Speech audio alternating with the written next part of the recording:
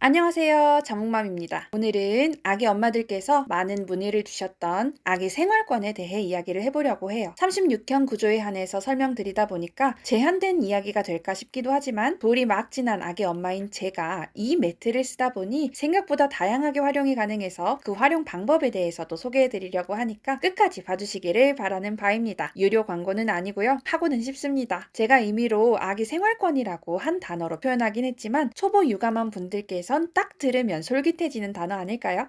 36형은 주방, 작은 방 하나, 큰 방 겸 거실이 하나 이런 1.5형 구조라서 원래 부부 둘이서 생활하는 데는 뭐 크게 불편하지 않은 구조입니다. 하지만 쪼꼬미 한 명이 더 생겼다? 말이 쪼꼬미지 그가 몰고 온 후폭풍은 태풍 매미급이지요. 아가 한 명만 오는 게 아니라 아기 침대, 젖병 소독기, 욕조 그것도 2개, 유모차 놔야 되는데 신발장 크기 싫어? 장난감은 널브러 놓나요? 정리함 그리고 한 번씩 다 해보는 졸리 점퍼 말도 어려운 어라운드 위고 몇 달 전 사둔 아기 침대 당근 보내면은 범퍼 침대도 드려야 되지. 그건 또 어디다가 드리고 엄마 나 도대체 어떻게 키웠어? 대충 알아서 자란 줄 알았는데 이게 도대체 무슨 폭풍이야 소리 절로 나오는 육아용품 춘추 전국시대가 도래하는 거예요.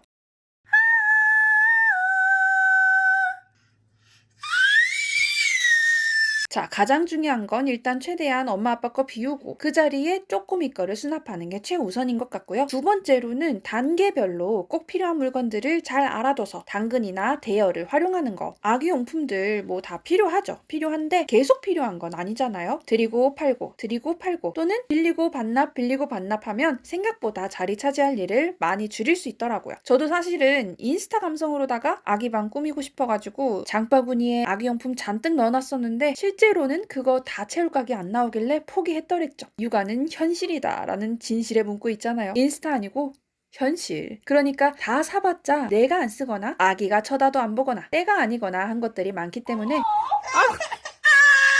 이거는 지금 필요하겠다 싶을 때 사거나 대여해도 늦지 않은 것 같습니다. 미리 출산용품 싸듯 다 준비해 놓지 말고요. 요즘 그날 시키면 그날 오는 배달도 있지 않습니까? 앉아서 장 보는 시대에 안 될 게 뭐가 있겠어요. 자, 말이 옆으로 좀 센 것 같은데 어쨌든 작은 방 하나, 큰 방 겸 거실 하나니까 아기 방을 따로 만들기가 애매한 부분들이 많습니다. 그래서 엄마들이 아기 있는 집은 구조를 어떻게 하는지 많이 궁금해 하셨던 것 같아요. 특히 신생아부터 기기 전까지는 누워있는 게 대부분이니까 침대에 관한 궁금증들 말이죠. 그냥 제 개인적인 이야기를 해볼까 해요. 저는 처음에 원목 아기 침대를 대여했었어요. 이렇게 부부 침실인 작은 방에 놓고 낮에 활동할 땐 거실로 빼서 생활할 생각이었죠. 그런데 방 이름 그대로 작은 방이다 보니까 아기 들고 내릴 때 좁아서 불편했고 뼈조각까지 한국인이라 그런가요? 좌식 생활이 익숙한 저는 허리가 무너지는 중에도 결국 매트 이불 위에다가 아기를 두면서 생활하게 되더라고요. 신생아는 얼굴만 몇 시간 봐도 재밌는데 서서 보는 것보다는 앉아서 보는 게 편하잖아요. 아무튼 그래서 3달 대여 주문했던 거 한 달만 쓰고 반납해버렸어요.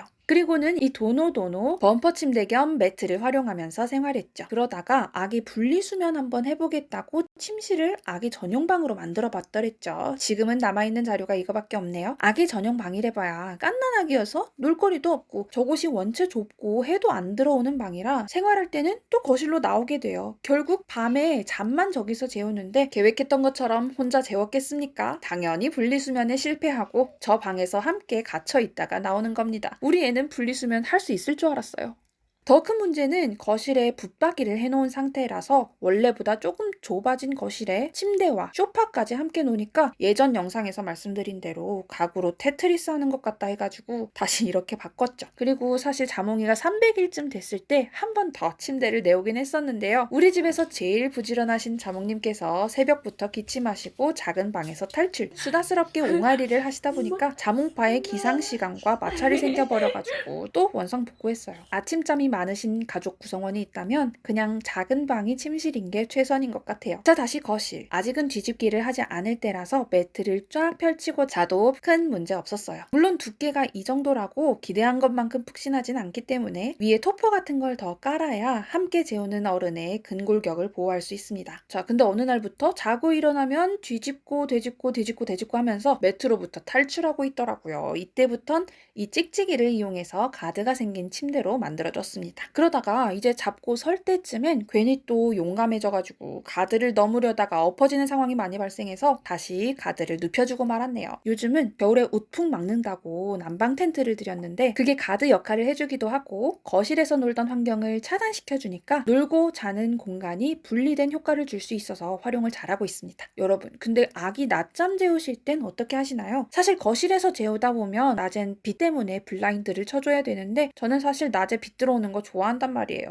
그래서 요 구석 자리를 활용해서 조각낸 매트 2개를 놓고 낮잠 존으로 만들어줬어요. 저긴 어떤 시간에도 소파 덕에 빛이 가려지니까요. 이제 뒤집고 되짚고 다 잘하는 개월수기도 하고 푹신한 곳에서 더 푹 자는 자몽이 취향을 존중해서 소파와 이불로 포근한 환경을 만들어주는데요. 그게 또 참 귀찮은 일이긴 합니다만 한번 이렇게 만들어주면 쭉 자주니까 감내할 만한 일이라 할 수 있겠습니다. 자고 일어나면 바로 엄마가 보이니까 더 좋기도 하고요. 낮잠 거실에서 재웠을 때 불편한 점이 있다면 마음 놓고 소음을 낼 수 없다는 건데요. 사실 저는 설거지 빼면은 뭐 딱히 시끄러울 일이 없어서 괜찮아요. 아기 잘 때는 빨래 돌린다던가 밀대 민다던가 유튜브 편집을 하기 때문이죠. 큰 소리 날 게 뭐 없죠? 근데 그러다가 아기 책장을 들이는 바람에 낮잠존이 침범당하고야 말았답니다. 결국 다시 저 좁은 방을 기웃거리게 되었습니다. 마찬가지로 조각낸 매트 2개를 가지고 와서 깔고 소파 깔고 이불 깔고 짠!